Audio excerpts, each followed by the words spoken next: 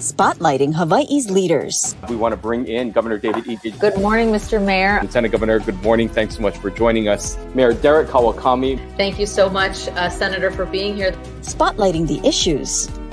Where is the virus right now in our community? How much is this overall going to cost the state? How are you responding to the community's concerns? Talk about the level of citations that you guys are writing. Spotlight Hawaii with Yanji Denise and Ryan Kalei Suji on the digital platforms of the Honolulu Star-Advertiser. This episode of Spotlight Hawaii is brought to you by Chaminade University. Well, good morning. It is Monday, August 30th. I'm Ryan Kalei Suji, joined by Yanji Denise, and this is Spotlight Hawaii on the platforms of the Honolulu Star-Advertiser. We want to thank so many for starting their week off with us. And to start off our conversation and this week with us this morning, Yanji, is someone that always attracts a lot of comments and a lot of questions from our audience. That's right, and we certainly have many of our own. Joining us live from his office at the state capitol is Lieutenant Governor Josh Green. Good morning, Dr. Green. Thank you for being with us today. You bet. Thank you. So I want to start off with so many texts and emails that I was getting over the weekend. Coconut Wireless was just going nuts with all these rumors of a state-imposed lockdown to be started today. Can you clear up the rumors for us? Are we heading into a lockdown? Well, not as of today. I did get about 150 text messages last evening to the same point, and I did not hear that from conversations I had with, of course, Director of Health, Char, and General Har, and so on. So without that in the kind of the discussion chain, it was not happening. There are discussions, of course, about how to deal with the COVID surge and the number of people in the hospital, which we'll talk about here in a moment. But the plan was not to have a lockdown today. So no. And then I did reach out to our communications lead over in the governor's office and just felt that there had to be some clarity because there started to be a little bit of run on grocery stores. That's how quickly things can, during a pandemic and a crisis, get out of hand. People get very nervous. So everyone take a deep breath, calm down. We're okay. The hospital numbers actually are very flat today, which makes me happy. But that's the challenge when you have a crisis. People quickly jump to conclusions. What we do know is that on Mondays, we have serious leadership meetings with everyone, and we assess what happened over the weekend and what it looks like in the days coming forward. What did happen over the weekend was a huge number of cases that had everyone concerned. Yesterday's 1,678 cases were a reflection of both a high number of cases and, of course, a catch-up. 600 to 700 cases at least were from previous weeks. So we look at the statewide 7-day average, which is a little bit more important for policymaking. And then today's count was 720, still a very large number, but the positivity rate has been dropping. That is something that I'm hopeful about.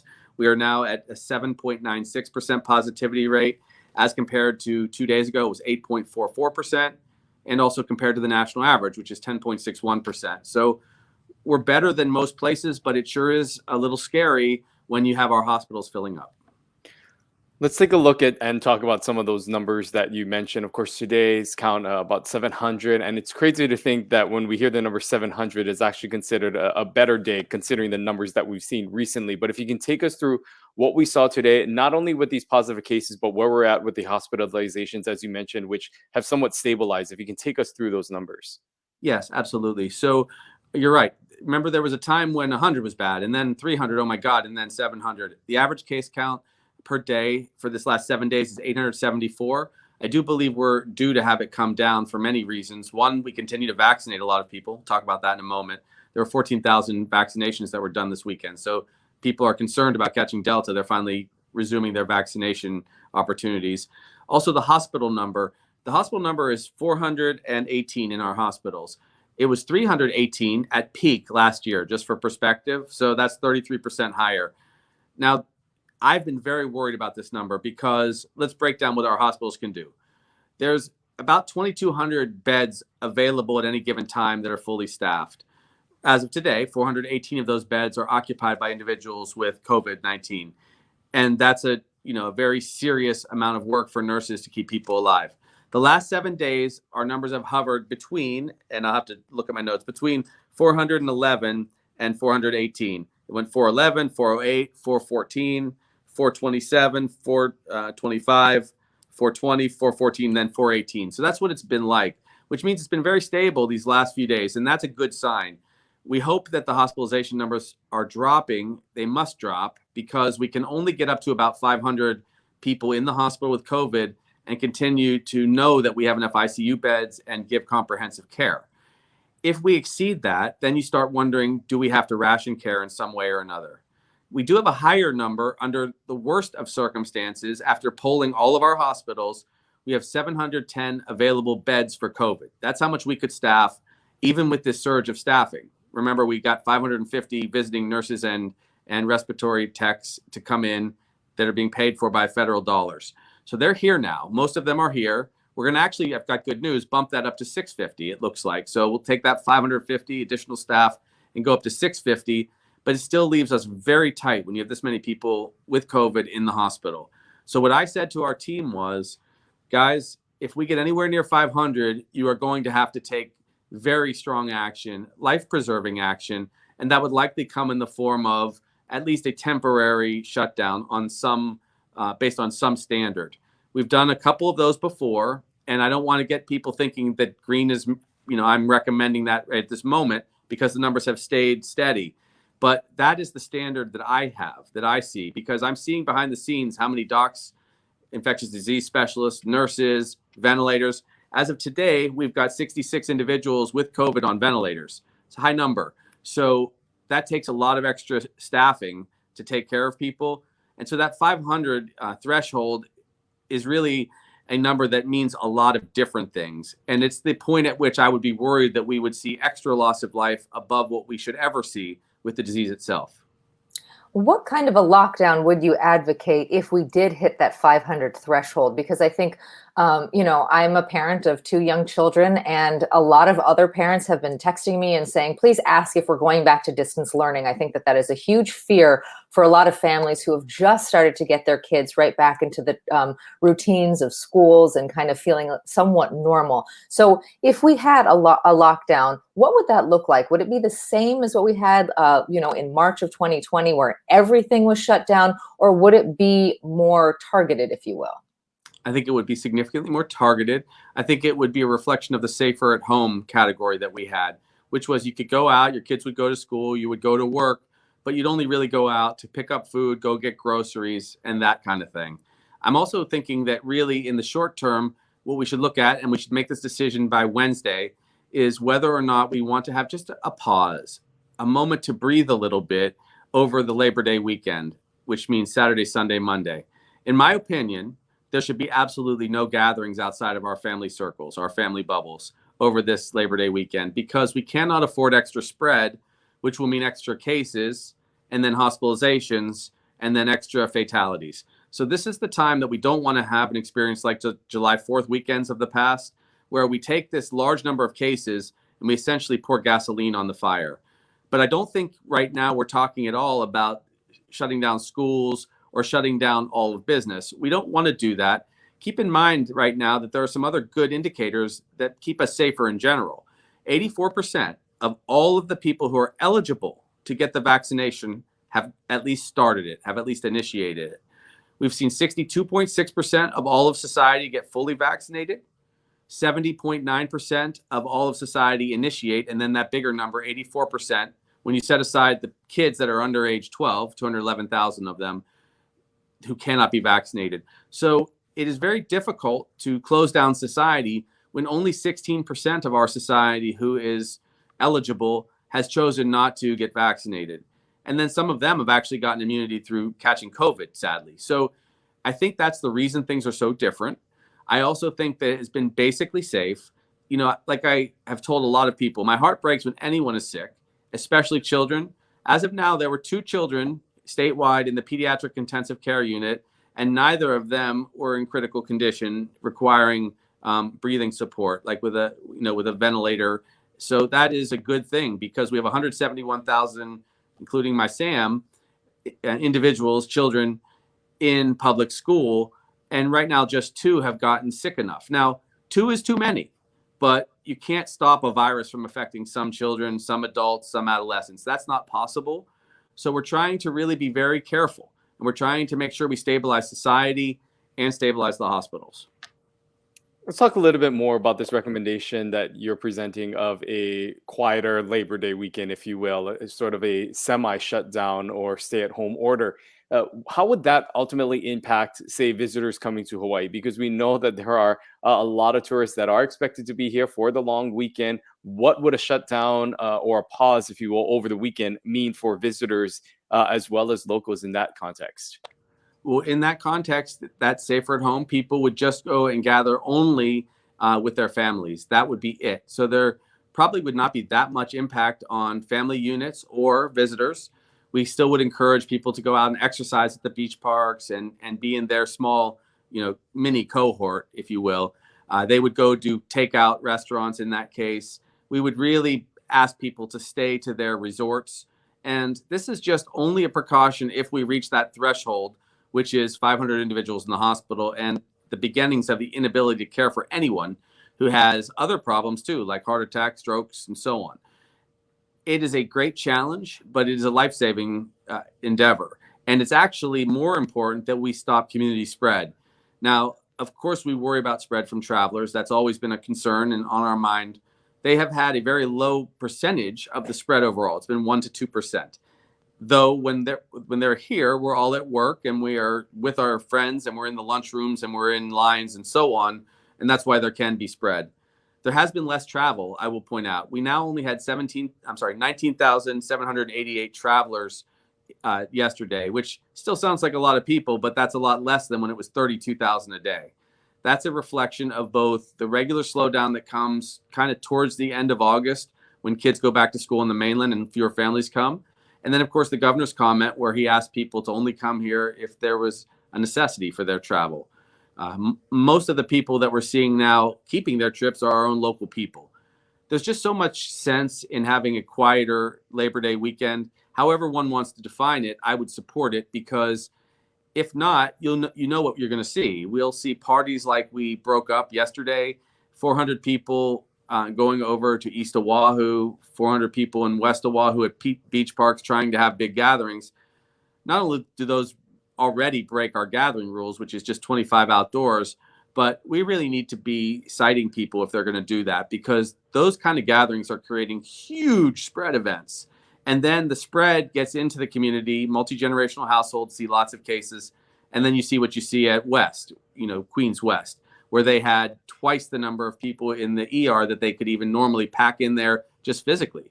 So all of these are a reflection of what our healthcare capacity is. I don't want to diminish anyone's ability to have their job or even some, of course, just enjoyment and relaxation on the weekend. But it might need to be quiet and in the family unit rather than in a barbecue or a large setting. A 3-day pause, falls far short. When we talked to Dr. Char, and she was on this program, she said that for a lockdown to actually be effective and to have an impact on those ICU and hospitalizations, you really need the full 28 days. So do you think 3 days would be enough? If we hit that 500 threshold, would you call for the 3 days or would you call for a full 28-day lockdown? Well, that would just be initial. I'm not sure that we shouldn't do the 3 days no matter what.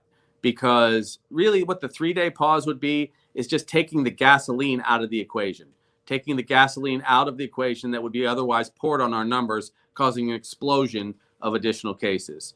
If you want to actually get these cases down significantly, you're going to have to stop gatherings for, like Dr. Char said, at least 1, if not 2 cycles, which is either 2 or 4 weeks. That's the way ultimately it will happen.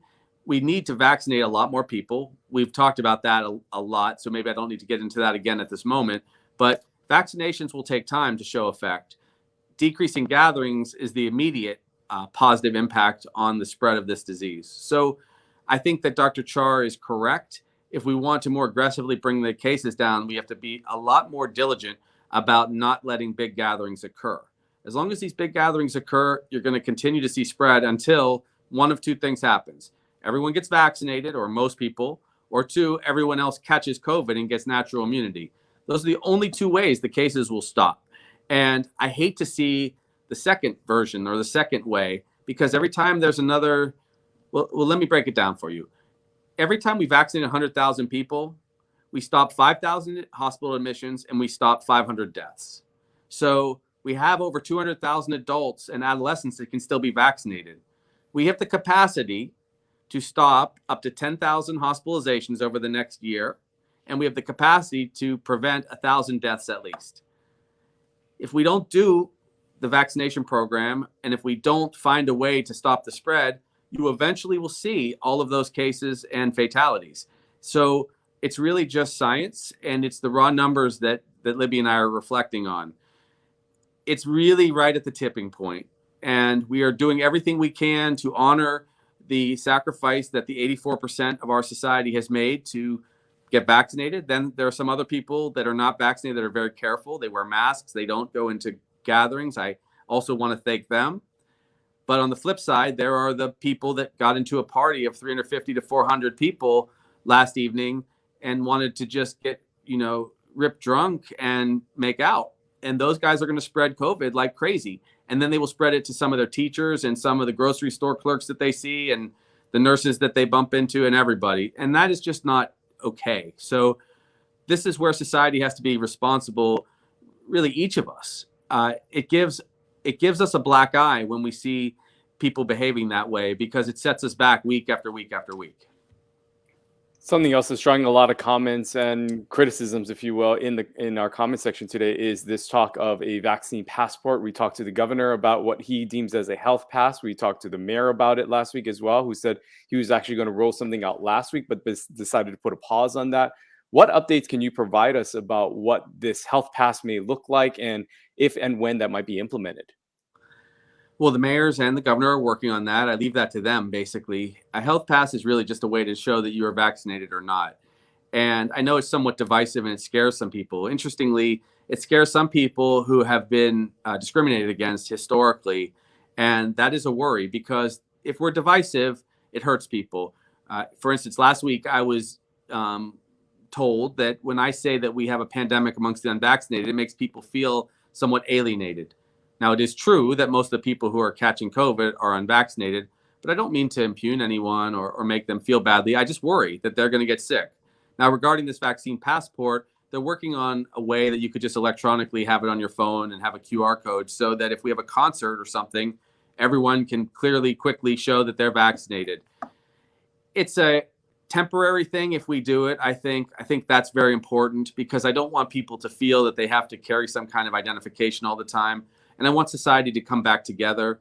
I really just want to encourage people to look at the reality, which is if they're unvaccinated and they're in a restaurant, if they're positive for COVID and they don't know it from the Delta variant, they could spread it to 10 or 12 other people. However, if people are vaccinated in closed settings, it's very difficult to spread. But I know that there's a lot of chatter on the internet about this. The more that we can do to unite people, the better. This has been pretty interesting to me anyway. People are talking about mandates for vaccinations, right? And this might come as a surprise to a lot of our viewers. I don't personally support mandates unless they have a clear option for people to get tested and make a choice of it. I think if you add that component where people can get a simple test paid for by the employer, then it's not that big a deal. I've really been completely willing to test myself, because I don't want to see other people catch anything from me. And everyone should probably take that tact. So when you have vaccine mandates, it does make a lot of people upset. And I'd rather bring society along, because now it's FDA approved. Soon they will okay it for children ages 5 to 11. It has been safe now for many months. I'd rather convince people, because I'm very pro-vaccine, with the science, rather than feeling that we have to drive them to a place where they must get vaccinated. But I'm going to support businesses if they make that decision to have the option of vaccine or test, because that is a way for them to keep their business safe. But isn't it so easy to just fake a test? I mean, I feel like I'm not good at Photoshop, and I feel like I could create a test that I could show to a business on my computer. And likewise, we see plenty of these vaccination cards being sold online. I know that at some point we have to trust our fellow citizens, but the idea that we would have these vaccine passports that then would be so easy to fake, will that have any effect if that is actually implemented?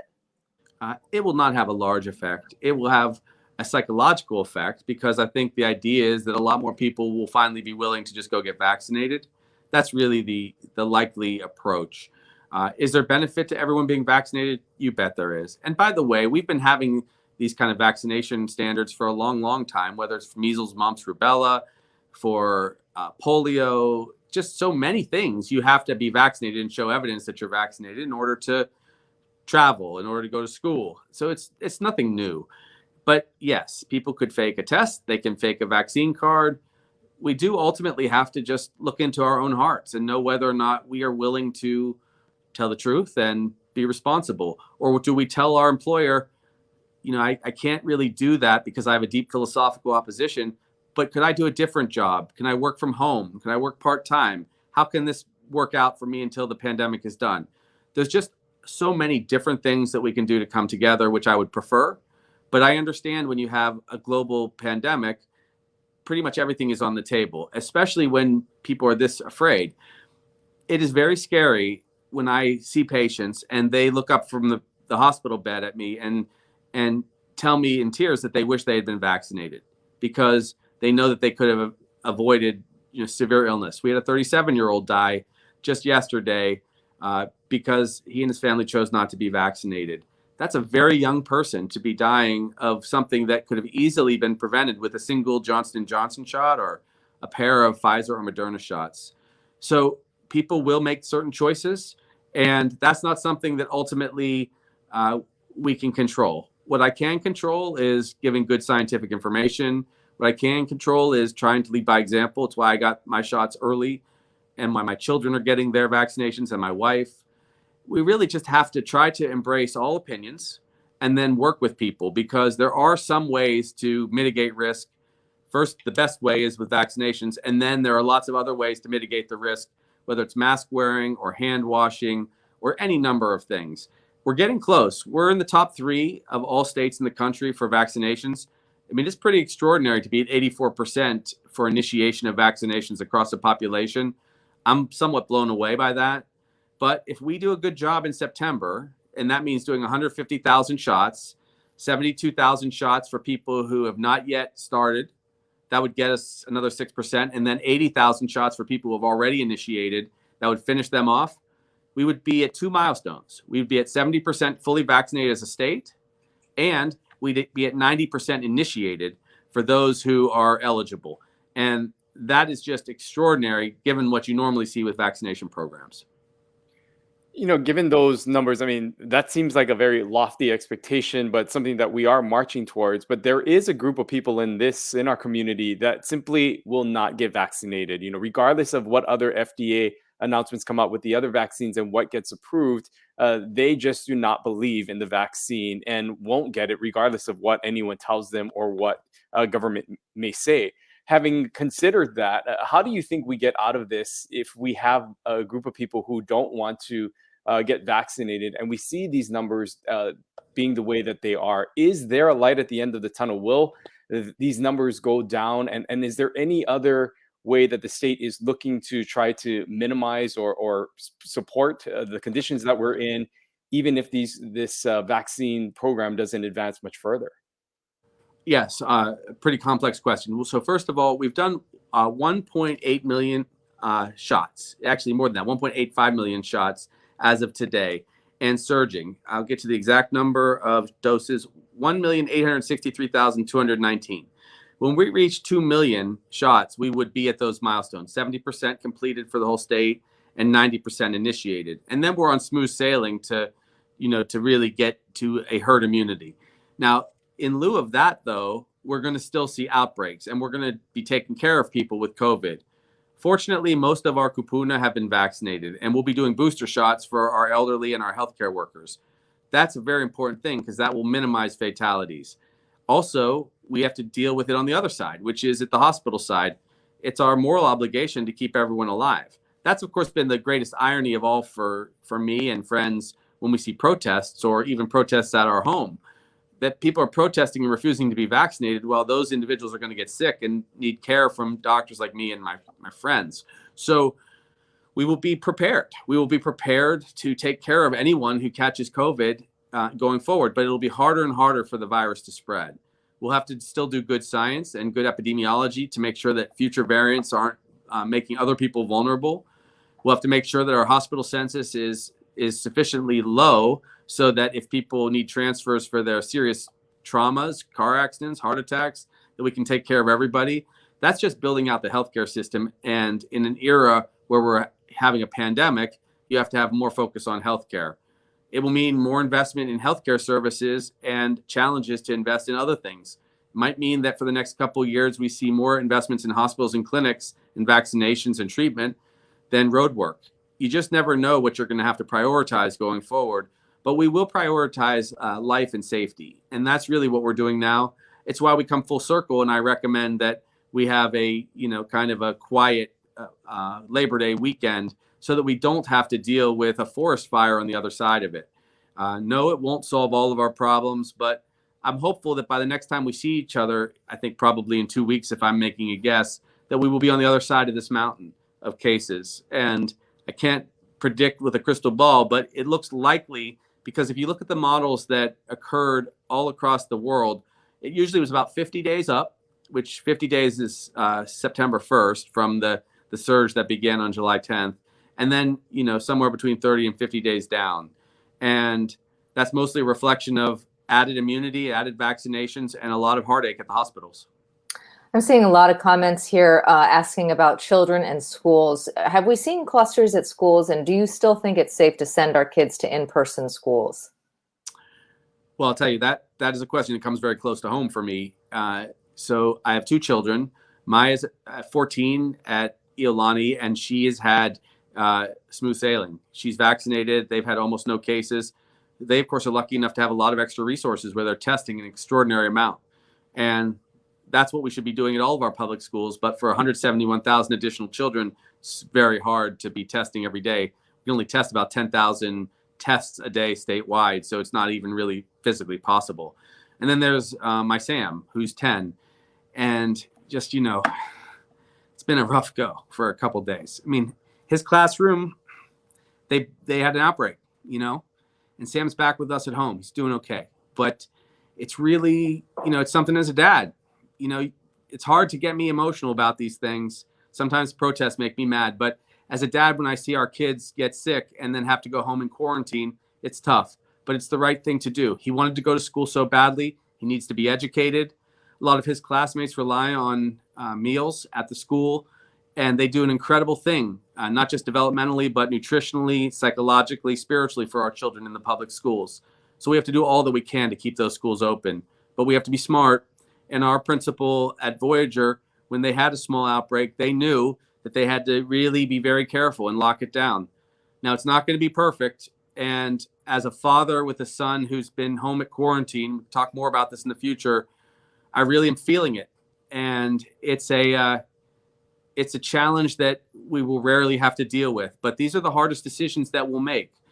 I'm not going to blame any parent if they choose to keep their public school kid at home. I'm not going to blame any school teacher if they demand extra safety and they themselves take leave because they don't feel safe enough. All I can say is our family didn't have a problem because Maya, my daughter, Jamie, and I are vaccinated. We didn't have to worry about extra risk. That can be said of a lot of families, but families who have children in public schools and they are not vaccinated are exposed to extra risk for their parents and grandparents that may live with them. These are unique challenges of our time, which we will get through together. But it does not escape any of us. Having had COVID, having been vaccinated, having seen the second wave, having a child at home because his school had to quarantine his classroom, it touches all of us. And so all I can say is, definitely dig deep. Decide if you are able to get vaccinated and do it if you can. And if you can't, take every other precaution, but don't minimize the disease, because the disease has taken 589 of our loved ones in Hawaii. And it's infected 62,949 of our people at least. This is a very serious circumstance. And when we come out of it, we'll be stronger. But we'll be stronger because we've gone through a lot together. And just a quick follow-up to that, knowing that there are others who are in your situation with parents having to keep kids home, many are calling for more options for distance learning. Is that something that you think should become more available? Is more distance learning options like we saw last year available for those who may have to quarantine because of some sort of exposure? Absolutely. It's a must. I'd like to see a seminar series targeted to each and every age group so that augments their education. It's difficult to put these things into play, but we have to do that work. And, Our superintendent knows that. He's an excellent superintendent. They're working very hard to prepare for that.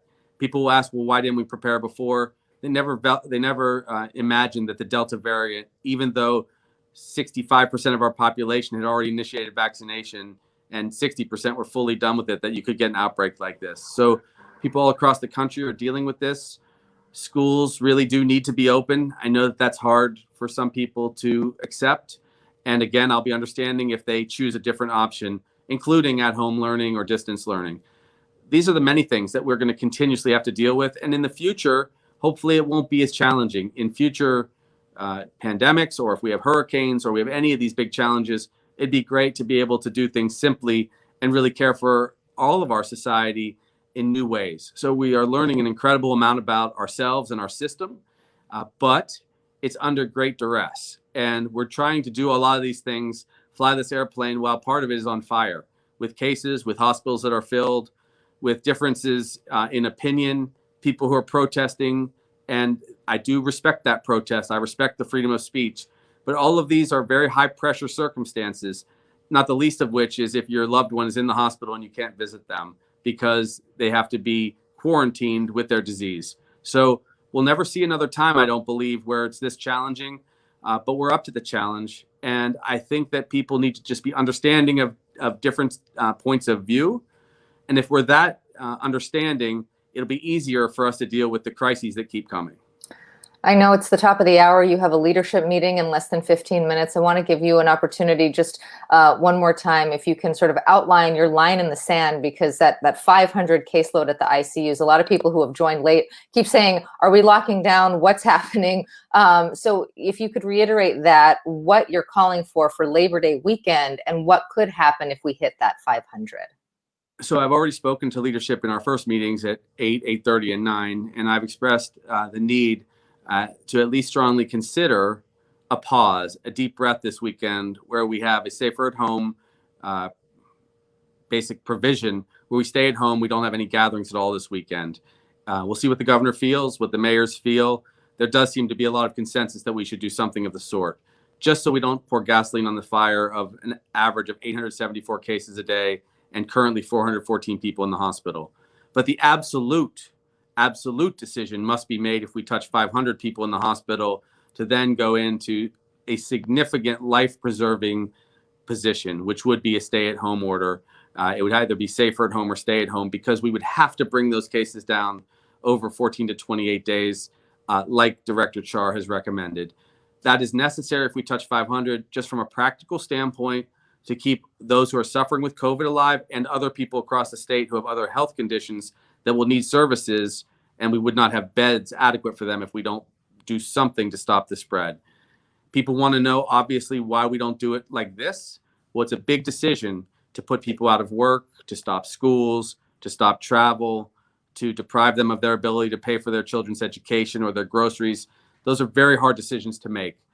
The flip side, of course, is we must keep people alive. And so that's why I felt it was important someone just spoke up and put something very clear in people's minds. That number 500 is not an abstract number. It's very clear. If we get there, we will have too much work to do in the hospitals to care for everyone. And then it would be very easy to justify, I think, for everybody, a pause in society. I hope people will understand. Again, I understand there will be lots of pushback on all of these different proposals. But the most important thing is try not to judge your neighbor. Try to understand that everyone's circumstance is a little different. And from me to you, please get vaccinated if it's something that you feel in your heart that you can do, because that will get us to the end of this crisis faster and better than anything else. Lieutenant Governor Josh Green, thank you so much for starting your weekend morning off with us and taking some of our questions here this morning. We really appreciate it. Thank you for having me. Aloha. Aloha. Well, you heard it there. I know a lot of you have a lot of questions, and we try to summarize as best we can because we get so many comments. But you know, there it is. He laid it out at the beginning of the show, and we had him lay it out at the end for those of you who joined late, that 500 really is the bright line. But short of that, he is calling for some kind of 72-hour pause related to the Labor Day weekend to prevent gatherings. It's not clear whether that would be merely a suggestion or something with enforcement or any teeth behind it. But basically, basically, he's saying that they need the whole state to really lay low this holiday weekend so that these numbers don't spike and that we don't hit that 500, because if we do, we're in store for some much more severe restrictions. And we're seeing many people comment saying that this 3-day weekend is not enough, that it needs to be more. And we asked him about that. He recognizes, especially what Dr. Char said, given the time frame that is needed in order to really see these numbers come back down, a longer period, more than 3 days. However, he's saying that this is basically taking the gasoline out of this fire and not allowing it to get any worse, because he says after these long weekends, the 4th of July weekend, for example, the Labor Day, we will see some of these larger gatherings and thus cases going up. And so his thought is that by putting a pause on this weekend, that we might be able to cap this number, or at least hold it consistent to what we were seeing thus far. Also saying that the hospitals can hold to a capacity of about 700, but that the state does not want to get to that point. That 500 is really the number that they're going to pay attention to, knowing that there could potentially be more. And really right now it is about trying to make sure that there is adequate hospital and healthcare available for all patients, not only those suffering with COVID-19.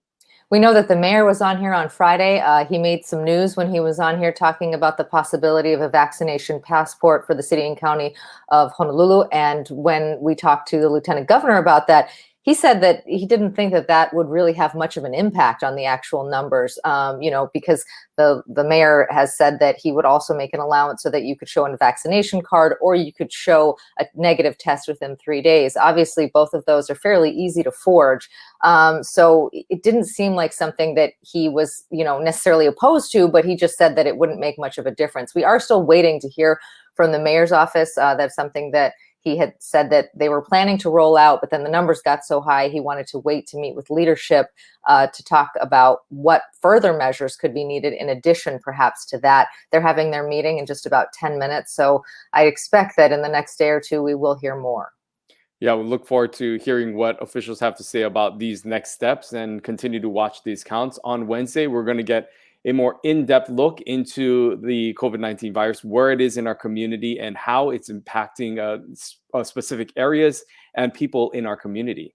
That's right. We're going to be talking to Melinda Ashton, Dr. Melinda Ashton. She's a pediatrician and hospital administrator for Hawaii Pacific Health. So she'll give us a broad perspective on the hospital capacity issue, but also be able to address a lot of your concerns. We see all the comments from parents and caregivers who are concerned about COVID in children. The lieutenant governor did mention that there were 2 kids in the ICU right now, that they were not in critical condition, but they did need intensive care. So we are going to be talking with Dr. Ashton about how COVID is presenting in kids. When you see those numbers every day reported, today over 700, officials have told us that you can assume between 20 and 25% of those are pediatric cases. So how is that actually playing out in the community? We'll be talking to Dr. Ashton about that. So do stay safe. Take care of yourself. Remember, this is also a podcast, so you can down this later and listen to it in its entirety. If you happen to miss any of it, please do share this video. And until Wednesday, stay safe. Aloha. We'll see you then. Spotlight. This episode of Spotlight Hawaii was brought to you by Chaminade University.